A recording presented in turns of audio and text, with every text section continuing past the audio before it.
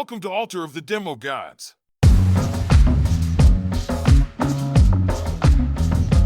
If you're wondering what advice from two experienced sales engineers sounds like, it's a little like this. Keith Wilson, joined by my co-host, John Morton. Ahoy, hoy, John. Ahoy, hoy, you beat me to it, Keith. You knew I was going to go with it. I knew it. I knew you were going with it. And John, I don't want to get too far in before we introduce our guest tonight. John, I'm going to let you introduce our guest since she's a friend of yours and hopefully going to be a friend of the show by the end of this episode. Yeah, absolutely. So, I'll let her introduce herself because I'm always letting people, toot their own horn. You can always do your best intro, but we got Jayden joining us tonight and, or day, whatever time you're listening, really coming with that BDR, SDR perspective. And we'll save that as we get into it, Keith. Yeah, Jayden. So welcome to Altar of the Demo Gods. We were talking a little bit before we started the recording, and Jayden's been listening to our episodes. And from what John tells me, like you're trying to get perspective into the industry, so that's why you've been listening to them. Is that right? Definitely. I think it's good to just hear all sides and know the options that are out there. But yeah, I am currently a senior SDR over at Brightive, and I'm excited to share some wisdom. Awesome. Share my perspective. When John asked me to come on, I was like, don't tell me with a good time. That's great. That's good to hear. Yeah, tonight we're going to be really getting into trying to understand what the BDR or SDR role is and does. We want to explore some of the roles in sales that as a sales engineer that you'd work with. And so we figured who better to have on than somebody who actually does the job. So active practitioner. And right. Might I toot that horn for Jayden just a bit? Of course. Not just one of those that gets by, but actually is doing a, superior job. So there's That's great. That's great. So then she's the perfect person to have on for this topic. Hey, a demonstration of success. Yeah. So if you weren't around for last week's episode or you missed it, we talked a little bit about AI and how we see that being used in the future of sales engineering. Interesting conversation. John, I've still got this AI RFP thing in my head. I haven't done any research on it yet to see if there's any competition, but it's still blowing around in my head. I'm considering taking up this project, so we'll see. Oh, dude, we could probably displace a lot of jobs with the AI. No. Well, something that we did mention in that episode is that if you're worried about your job, at least immediately, your job being replaced by AI, you are really bad at your job because AI is not that good. With that being said, we did come up with some interesting examples of AI usage and things like that. So if you missed that episode, go back, listen to last week's episode on AI and how we see that being used in sales engineering. But tonight, like I said, or today, we're talking about the different positions that you work with, right? So you've got roles such as BDRs or SDRs. That stands for business development rep, sales development rep. They tend to do the same title for. Let's bring in our guest. Yeah. Which one do you prefer, Jayden? Yeah. Do you prefer BDR, business development rep, or sales development rep? Which one is yours? I personally prefer sales. Yeah. Yeah. I don't know. Any reasoning there? Yeah. Honestly, no. I just think it's SDR rolls off the tongue better for some reason. Okay. And maybe I'm biased just because, sales is kind of more so the route that I take. But yeah, I would say SDR. I've always SDR, I guess. I think leading the witness a little, it kind of leads up with an upfront contract. When you say you're a sales development rep and I engage with you, we're kind of like just level setting straight away. Hey, I have a job to do and that's sales. So maybe I can see it from that perspective, Sure. Just thinking out loud. Well, I would also argue that when I hear business development, I think of business development, not sales. I think of, of technological partnerships that you do in business development, not a sales sort of relationship. So I think that SDR is the appropriate term for it. I like that. Upfront contract. I would have to agree. So let's get into that a little bit, Jayden. What If you have to elevator pitch me on your job, what is it? My job, booking meetings, booking qualified meetings. Booking qualified meetings. Okay. Booking qualified meetings. That's a key word. But really just being the first conversation of the company. I feel like SDRs really set the tone for the rest of the sales process. Are you getting qualified leads that are, going to turn into closed deals at the end of the day? And, Sure. That's really the top priority of the role itself, I would say, in a nutshell. So you're talking about leads, and remember, our audience is going to vastly differ in their levels of experience with sales, with technical sales, with any of that. So when you talk about getting these leads, right? Because that's how the customer journey starts, right? At least from the sales perspective, we see a lead come in. Are these leads cold? Are they hot? Are they warm? Like, how are they all types? Like, how do you normally see, or where are you normally getting these leads from? How does that happen? Yeah, I would say all types, cold, warm, hot. It really just depends. But I would say just really understanding how to get a cold lead will help you in the long run, rather than just relying on like a warm lead or maybe an inbound from marketing. But really cold outreach, just kind of getting on the phones, calling people all day, every day. Yeah. So messaging. We've heard the term cold calling before, right? That's part of the job. Definitely. That's a part of the job. Yeah. That's a part of the job. Just different email cadences, along with LinkedIn. I personally love LinkedIn. LinkedIn is my bread and butter. Yeah. So that's what are some of how. Are there any like particular tools that you use for LinkedIn? I leverage LinkedIn Sales Navigator a lot. But really it's more so like research than anything. I think you can use all the tools in the world, but really just understanding your ICP and researching who you're reaching out to and what their priorities are. So I want to pause there. So you listen to the show, so we have an acronym of the week. I think that you just decided our acronym of this week. Have we used ICP before, John? I don't think we've ever used ICP, Keith. I don't think we have. And it is not Insane Clown Posse. No, not. Although I may put a little, when I do editing on that, I may toss that in there for a little bit for that. So I may Insane Clown Posse, ICP. So Jayden, tell us what ICP is. Yeah, what does it mean to you? To me, ICP is really who's who in the zoo. Who are you reaching out to? What kind of personas are buying your product, or what problem are you solving for, and who's going to resonate with that best? That's what I would consider an ICP. What persona are you reaching out to? Well, let's define the audience. Let's define what the acronym even means. What does ICP stand for? Oh my gosh. I don't think we mentioned that. Watch me. You say the acronym so much that it is not insane. I seriously. It is ideal customer profile. So yes, that's right. Yes. I just say it so much that that you end up. I forget that it actually means something. That's right. It's juggalo tattoo. The inside of my arm to always remember. You're gonna ideal customer profile. Gonna get the hatchet man on the side of my neck. That's it. That's it, right? So it's your ideal customer profile, and as you said, that's the person you're trying to target. Yes, you have somebody in mind. Now, who's defining that ideal customer profile? It's a good question. I would say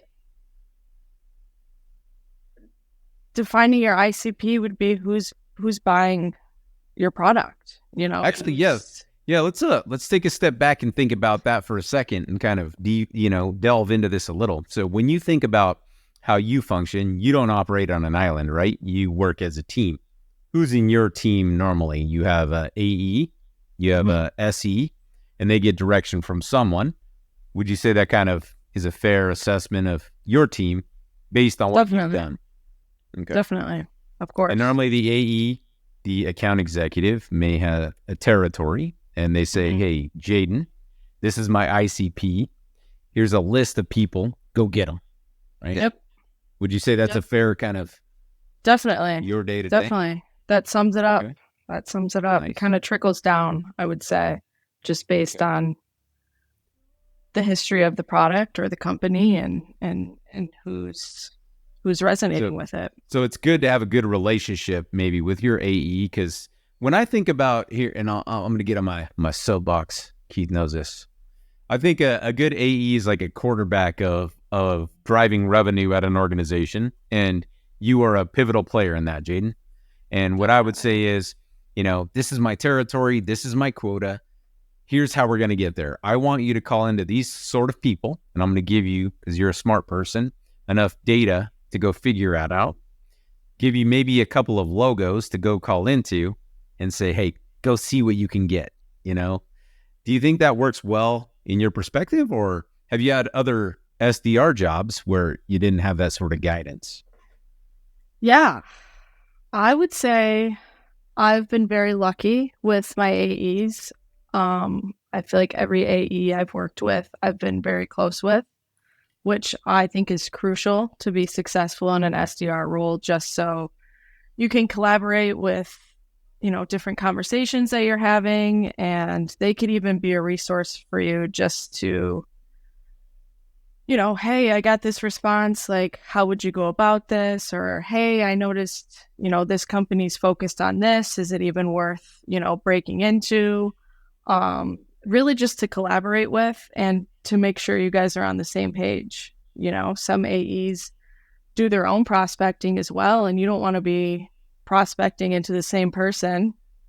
I'm calling Jerry in the morning, and then my AE's calling Jerry at dinner time. And, so I think constant communication with your AE is crucial, whether it's working accounts or just staying sharp, with and your talk track even measuring success too, right? Like you get measured on KPIs. Like you said, you would describe your job as booking meetings. Those meetings are normally with the AE. So the AE has like hand in hand, Jayden booked me this many meetings this week. And that's how we measure success together. Right. So it's kind of like integral that you work with. Definitely. Yep. And then I would say too is, I feel like the SDR BDR role is temporary in a sense. You can, I think, to be close with your AE, if that's the route that you want to take, to pretend as an SDR that you're already doing the AE job and also working with your AE is only going to set you up for success and just kind of lay that foundation when you go to take that next step. Yeah, I know that so many AEs or account executives, they started in the SDR role, right? Generally, it's through two paths, either through the SDR path or through they were a sales engineer and then hopped over to becoming an AE. That's been my experience anyway. But yeah, you brought up a good point. Sales development reps don't tend to stay sales development reps for long. They're usually in that position to try and learn the ins and outs of sales, which is probably another great reason to stay in constant communication with your AE, because they are a more senior person that you get to learn from, right? Which is, there's you'll never find a more valuable learning resource than a really good AE if you're looking to become like a salesperson, right? Definitely. If you end up like getting teamed up with somebody that does like named accounts that just brings in whale after whale after whale, and you get the opportunity to learn from them, like just do everything you can to like do whatever they ask. Obviously, the ethical, moral, legal, all that stuff, right? Do whatever they ask, even if it seems like, oh man, like this is not part of my job at all. Like this, I shouldn't sign up for this. I'm not their admin assistant, but like. You don't got to go into the detail, but just have you ever had that experience where you're like, wow, I did not know this is how it really worked, and you learned something? Definitely, of course, every day, actually, every day. That's the beauty. That's why I like being on the sales side. Me and Keith talk about this a lot. It's that variance, that unpredictable thing where you're like, this is painful for me, am I doing the right thing? But at the end of the day, when you look back in retrospect, you're like, I actually learned something. I actually learned something from this radical random individual who I don't understand. So Definitely. Yeah. Always something new. It's always different. Yeah. We see all walks of life. That's for sure. Well, yeah, especially in your role, right? Because by the time that John and I end up talking to these people, you've usually done some qualification, right? There's been a decent amount of qualification before a sales engineer gets in and does a demo. Generally, Definitely. right? You're not doing a cold call demo like that. That's not. God, I hope not. I hope not. That'd be a horribly broken process. Funny metrics I would like to double down on a little bit, Jayden. I would say a cold call, how long would the average cold call be? I'm guessing maybe like 2-3 minutes max.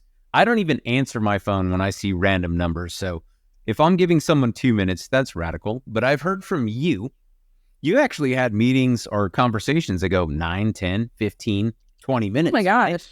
Sometimes I'm trying to get off the phone. What? So yeah, what is that? What's that magic you're doing? Yeah, what? Like I'm telling you.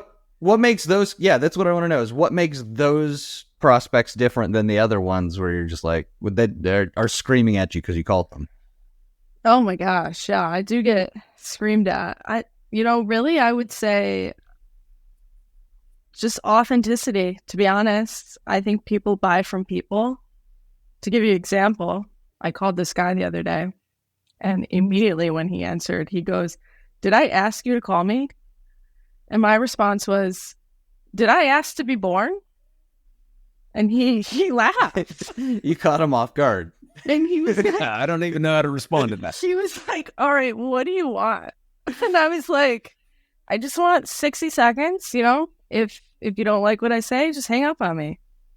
So I just think, being real with people, I, as an SDR, I don't even pick up the phone if I don't have the number saved, which is horrible because I'm calling people all day and they're doing the same thing to me. But exactly. The perspective I have is like, what would it take in order to get me to listen?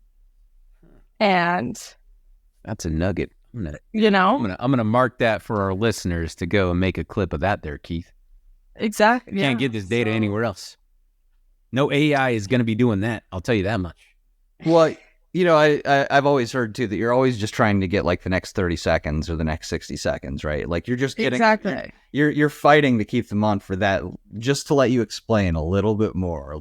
Exactly. So yeah, just always trying to get 5 more seconds on the phone, and then 5 more seconds turns into 5 minutes. Just asking the right questions and really honing in on like silence. Yeah, we talked about that before, about how silence can work in your favor because people don't like it. They get uncomfortable. They have to fill that void. Yeah, and they'd like to fill it with information that's useful for you. Exactly. I'm just typing away, and they're like, "Are you still on the phone?" Yeah, just listening. Yeah, just listening. You have 2 ears and 1 mouth, There you go. It's like that's all that 25-minute mark, and you're like, "Hey, man, my mom's calling. I'm sorry, I'm gonna have to. Can I call you back?" But no, that's so. Yeah, that's why I'm saying, Jayden, you have a natural inherent talent. Keith knows I don't say this a lot, but people who can do that, it's a very good skill to have and master, right? And using that to your advantage as an SDR is kind of the key. And kind of thinking about where you want to be like in the future. I mean, obviously you must enjoy to some degree being an SDR now, and we can cover this a little bit later. But if you said on average too, I'm just gathering metrics for our listeners, how many times do you get told like, "No, I don't have time for you"? They pick up the phone, at least they pick it up, and they're like, "No." Probably 8 times out of 10. And those are better metrics than me. Keith knows I use this line all the time. I go to a bar talking to chicks 9 times out of 10. I'm getting that no. So 8 out of 10, that's a dramatic improvement. Yeah, so those 8 out of 10, they say no, hang up, slam down the phone or whatever. Do you call them back ever? Oh, of course. Sometimes I'll call them right after they hang up on me. Just ask him, excuse me, did we happen to get disconnected? I think we How'd got that work? disconnected. How And does that? sometimes they'll answer too, and I'm like, "Wow, you're gonna answer again? We're gonna do this all over again?" And they'll just hang up on me twice. But that third time, So it's the little wins that keep you going, though, at least at a personal level. As an SDR, when you get someone and they're talking, you get the next meeting, it's more than just like metrics on a KPI. You're like, I did this. Well, Yes.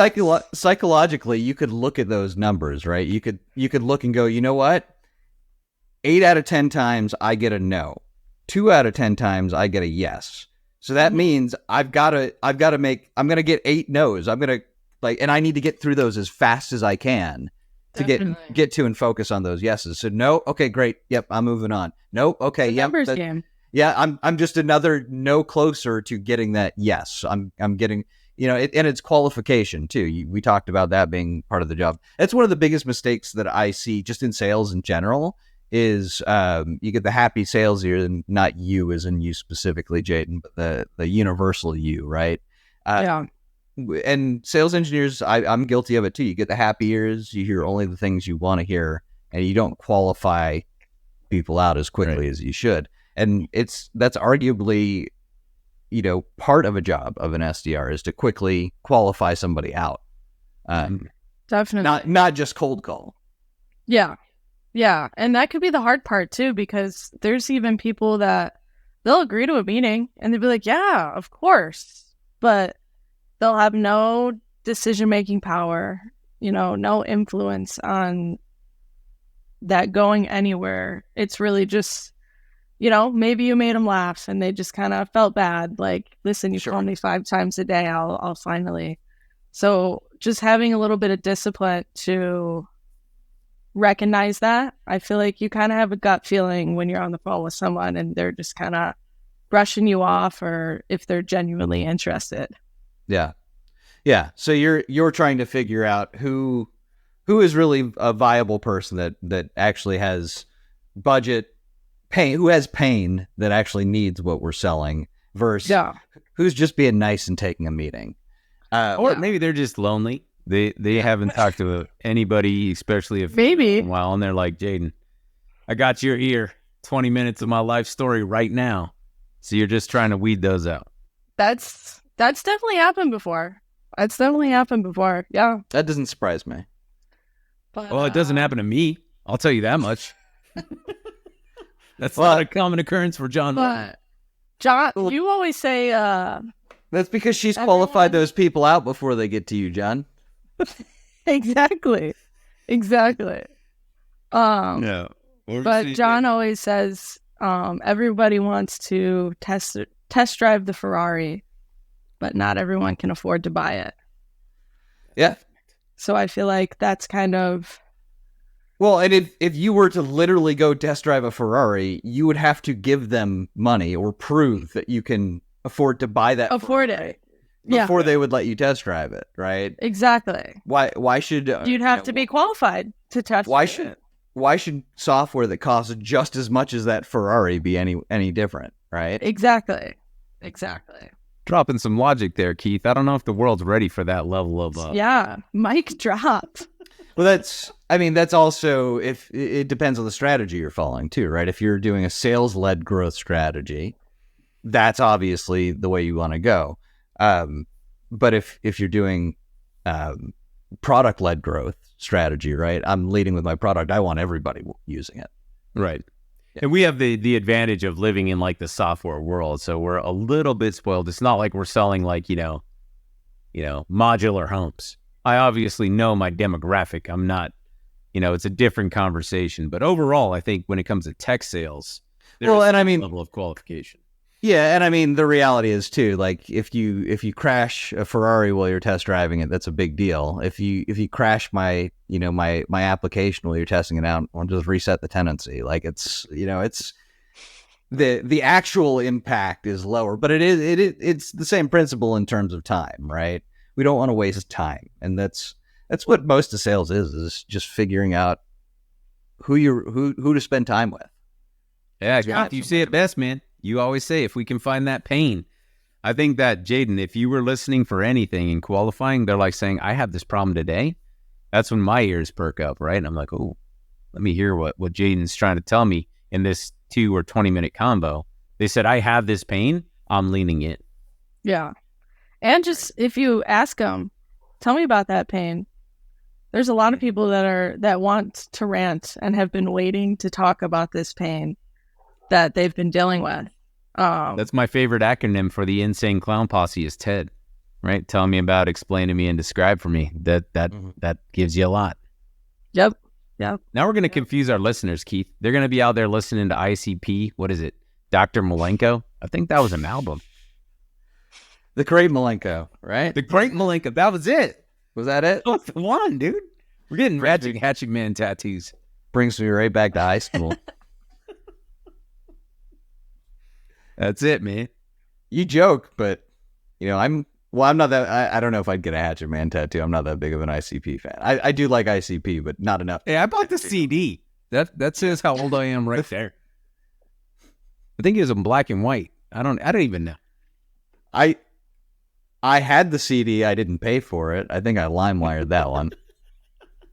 Right? That was the app back in the day. Jayden's younger. She's like, what's up? I'm like, I don't even know what they're talking about. I know. I always bounce things off Jayden. I'm like, you kids today with your riz and these radical words. Do you even know some of these things? I almost feel like it's derogatory, but picture a piece of software you could install on your computer that would allow people to directly inject malware. Okay. But you do it so you could download pirated movies and yeah. And Dad's asking why the computer at the masturbation station is currently shut down. That's right. Because Keith downloaded the ICP malware off of LimeWire. Oh man, and I remember doing dial-up with peer-to-peer sharing. It was probably Napster at the time, right? Dial-up with Napster. It took a week to download a full album. 28.8 KB coming down. Yeah. A week. That is insane. Yeah. We're dating ourselves here. Then your mom picks up the phone and just kills the whole thing. That's right. Yeah, that's right. You had to have a separate line for the dial-up connection because if somebody were to pick up the phone, it would kill your connection. You'd have to start all over again. Really? Man, would I get angry with the thing download and yeah. What an inconvenience. You kids these days don't know. we got it too. There's Spotify's and whatnot. Yeah, with the Spotify's and the YouTubes and the webs. Well, with that, we're coming up to the end of our show. This is the part where we kind of summarize and talk about a few key points that we picked up on. So I'm going to go first. Give Jayden a minute to collect her thoughts. We'll go to John. We'll wrap it up with Jayden on your thoughts on this episode. So we talked a lot about the BDR or sales development rep position. I think we all agree that SDR is probably the right term for it. Cold calling is a big part of the job, but it's, you're really learning about qualifying. You're learning about talking to people. From what I understand about the role, never having the role myself, it's a fantastic learning experience. John, what say you? No, exact same thing. It seems like a great entry point into sales. Most people come through as an SDR, understanding your ideal customer profile, understanding your team, working with your account executive is a goal, driving those KPIs. But like Jayden said, right, being authentic, getting people to pick up the phone, that's going to go a long way no matter what you're doing. So that's my summary there. Yeah. Jayden. Definitely. I would have to agree with everything you guys said. But also just to double down on, the authenticity that comes with it. I feel like the SDR role in itself has a lot of transferable skills, whether that's in business, life, people buy from people. And if you could really hone in on that and understand, the problem that you're solving for, I think you're going to be nothing but successful.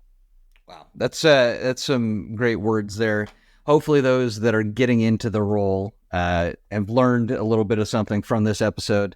If you enjoyed the podcast, you can like, share, subscribe, comment, all that good stuff. Find us on the YouTubes. You can get us wherever you find podcasts, whether that's Apple Podcasts, or Spotify or iHeartRadio, wherever. You can find everything Alter the Demo Gods by going to our website, demogodspod.com. If you have any questions for us, think you'd be a good guest on the show, you can email us, demogodspod@gmail.com. Jayden, thank you so much for being on this week. Stick around. We'll have you on next week's episode, too, where we're talking about brand awareness. So we'll be talking about brand awareness and how that relates to the lead generation that we talked about tonight. Thank you, everyone, for tuning in. We'll catch you next week on Alter the Demo Gods.